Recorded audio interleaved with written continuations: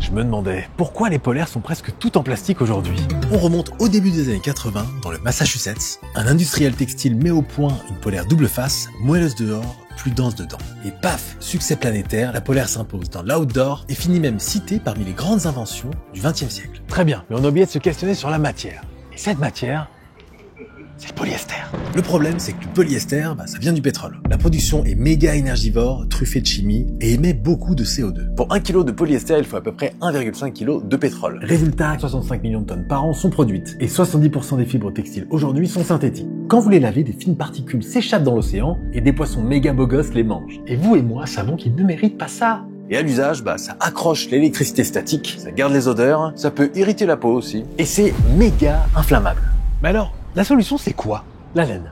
Oui, je sais, rien de bien révolutionnaire à première vue, pourtant c'est inexploité dans la polaire. Chez Asphalt, ils ont développé une nouvelle matière, la polaire Wool Pure. Elle est faite en laine 100% française, traçable, issue du mérino d'Arles. Ils ont cette gueule-là.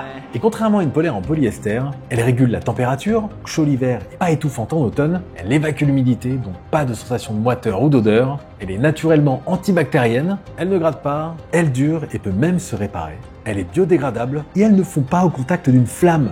Mais calmos quand même.